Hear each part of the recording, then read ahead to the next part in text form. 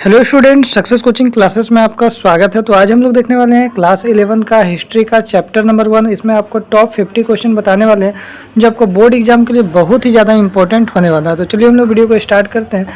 सबसे पहला यहाँ पर क्वेश्चन क्या बोल रहा है, वर्तमान समय में हड़प्पा किस देश में स्थित है। अभी जो हड़प्पा कौन सा देश में स्थित है, तो ध्यान रखिएगा। इसका राइट आंसर हो जाएगा हमारा ऑप्शन नंबर बी, पाकिस्तान हो जाएगा। आगे यदि हम लोग देखते हैं क्वेश्चन नंबर 2 क्या बोल रहा है, गिल गेमिस का विशाल राजमहल कहाँ स्थित है, तो ध्यान रखिएगा हमारा मारी में स्थित है। आगे देखते हैं क्वेश्चन नंबर तीसरा क्या बोल रहा है, ओल्ड टेस्टामेंट किस पुस्तक का प्रथम भाग है, तो याद रखिएगा बाइबल पुस्तक का। आगे देखते हैं उर नगर में प्रेम एवं विलास की देवी कौन थे, तो याद रखिए इसका राइट आंसर हो जाएगा इन्नाना हो जाएगा। इसमें जितना भी क्वेश्चन है आपको 50 क्वेश्चन बता रहे हैं जो आपको मोस्ट वीवीआई क्वेश्चन आपका चैप्टर नंबर 1 का हिस्ट्री का। आगे देखते हैं क्वेश्चन नंबर 5 क्या बोल रहा है, निन्वे नगर किस सभ्यता में स्थापित है, तो याद रखिए किस सभ्यता में स्थापित है, तो इसका जो राइट आंसर हो जाएगा हमारा ऑप्शन नंबर बी, असीरिया सभ्यता में स्थापित है। आगे यदि हम लोग देखते हैं क्वेश्चन नंबर 6 क्या बोल रहा है, उरुक के एक प्राचीन शासक का नाम बताइए, तो याद रखिएगा इसका प्राचीन शासक का नाम क्या हो जाएगा, एनमार्कर हो जाएगा। आगे देखते हैं 1400 ईसा पूर्व में असामाजिक भाषा किससे मिलती जुलती थी, तो याद रखिए किससे मिलता जुलता था, तो हिब्रू भाषा से मिलता जुलता था। आगे यदि हम लोग देखते हैं क्वेश्चन नंबर 8 में क्या बोल रहा है, क्वेश्चन नंबर 8 बोल रहा है शहरी जीवन की शुरुआत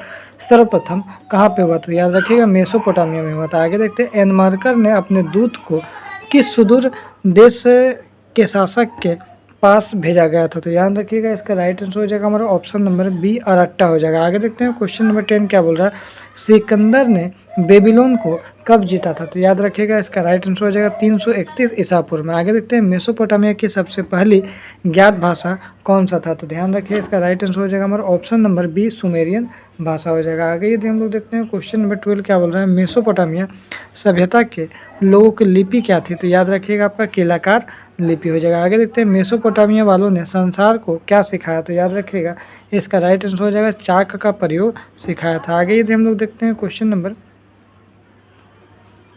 14, देखिए क्वेश्चन नंबर 14 क्या बोल रहा है, सुमेरियन साम्राज्य का संस्थापक कौन था, तो याद रखिएगा सुमेरियन जो साम्राज्य का संस्थापक हमारा सारगोन प्रथम था, सारगोन प्रथम। आगे देखते हैं मेसोपोटामिया कहाँ है, तो याद रखिए इसका राइट आंसर हो जाएगा हमारा ऑप्शन नंबर सी, इराक में। आगे यदि हम लोग देखते हैं क्वेश्चन नंबर 16 क्या बोल रहा है, मेसोपोटामिया का समाज कितने वर्गों में बांटा हुआ था, तो ध्यान रखिए इसका राइट आंसर हो जाएगा हमारा ऑप्शन नंबर बी, 3 वर्गों में बांटा हुआ था। मेसोपोटामिया का प्रमुख फसल कौन था, तो याद रखिएगा मेसोपोटामिया की जो आपका प्रमुख फसल है हमारा गेहूं हो जाएगा। आगे यदि हम लोग देखते हैं क्वेश्चन नंबर 18 क्या बोल रहा है, दक्षिण मेसोपोटामिया का सबसे प्राचीन मंदिर किस वर्ष स्थापित हुआ, तो याद रखिए इसका राइट आंसर हो जाएगा हमारा ऑप्शन नंबर सी, 5000 ईसा पूर्व। आगे देखते हैं क्वेश्चन नंबर 19 क्या बोल रहा है, उर कौन सा देवता था, तो याद रखिए उर हमारा चंद्र देवता था। आगे देखते हैं किलाकार लिपि का विकास कब हुआ, तो किलाकार लिपि का विकास कब हुआ, 2600 ईसा पूर्व में। आगे यदि हम लोग देखते हैं क्वेश्चन नंबर 21 क्या बोल रहा है, हम्मुराबी कौन था, तो याद रखिएगा हम्मुराबी जो है हमारा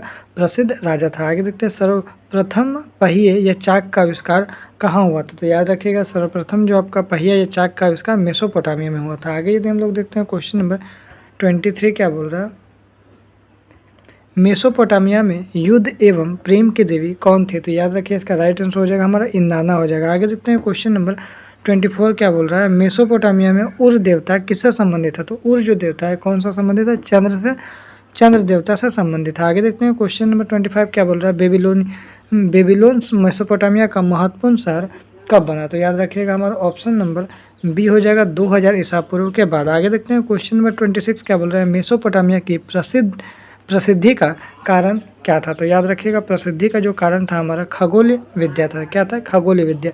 आगे देखिए जिगुरात का संबंध किससे था, तो याद रखिएगा जिगुरात जो है उसका संबंध जो है किससे, मंदिर से। आगे यदि हम लोग देखते हैं क्वेश्चन नंबर 28 क्या बोल रहा है, सुमेर का शाब्दिक अर्थ क्या निकलता है, तो याद रखिएगा सुमेर का शाब्दिक अर्थ ईंटों से बना शहर निकलता है। इन्नाना किसकी देवी थी, तो याद रखिएगा इसका राइट आंसर हो जाएगा प्रेम और युद्ध की देवी थी। आगे यदि देखते हैं क्वेश्चन नंबर 30 क्या बोल रहा है, जिगुरत किसे कहा गया है, तो याद रखिएगा जिगुरत जो है जल प्रलय कहानी के प्रमुख पात्र को कहा गया। आगे यदि हम लोग देखते हैं क्वेश्चन नंबर 31 क्या बोल रहा है, मेसोपोटामिया की पहली पहिया पर कौन से चिन्ह बने हुए थे, तो याद रखिए इसका राइट आंसर हो जाएगा आपका बैलों, मछलियों और रोटियों के चिन्ह बने हुए थे। आगे यदि देखते हैं मेसोपोटामिया का शाब्दिक अर्थ क्या निकलता है, तो याद रखिए मेसोपोटामिया का शाब्दिक अर्थ क्या निकलता है, 2 नदियों के बीच की भूमि निकलता है। आगे यदि देखते हैं क्वेश्चन नंबर 33 क्या बोल रहा है, कुम्हार के चाक का आविष्कार किस सभ्यता की देन है, तो याद रखिएगा आपका मेसोपोटामिया सभ्यता की देन है। आगे देखते हैं झूलते बाग की सभ्यता किसकी देन है, तो याद रखिएगा झूलते बाग की जो सभ्यता है वो किसका देन है, तो बेबीलोन सभ्यता का देन है। आगे देखते हैं 35 क्वेश्चन क्या बोल रहा है। 35 में बोल रहा है बेबीलोन में झूलते बाग का निर्माण किसने करवाया, तो याद रखिएगा आपका नकुब दनेजर ने करवाया है, ऑप्शन नंबर ए हो जाएगा। आगे देखते हैं क्वेश्चन नंबर 36 क्या बोल रहा है, किस पुस्तक में जल प्लावन की घटना आती है, तो याद रखिएगा बाइबल हो जाएगा। आगे देखते हैं क्वेश्चन नंबर 37 असीरिया सभ्यता की राजधानी कहाँ थी, तो याद रखिएगा आपका बेबीलोन हो जाएगा। आगे यदि हम लोग देखते हैं क्वेश्चन नंबर 38 क्या बोल रहा है, विश्व का प्राचीनतम सभ्यता सबसे पुराना सभ्यता कौन सा, मेसोपोटामिया सभ्यता था। आगे यदि हम लोग देखते हैं क्वेश्चन नंबर 39 क्या बोल रहा है, मेसोपोटामिया की सभ्यता किस नदी के किनारे विकसित हुआ, तो याद रखिए इसका राइट आंसर हो जाएगा हमारा ऑप्शन नंबर डी हो जाएगा, दजला और फरात नदी। आगे देखते हैं बेबीलोन नगर का प्रमुख देवता कौन था,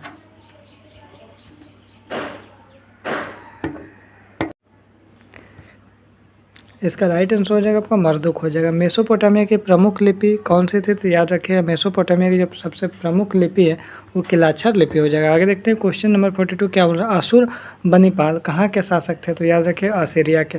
महाकाव्य गिलगमेश कितनी पट्टिकाओं में लिखा गया था, तो याद रखिए इसका राइट आंसर हो जाएगा आपका 12।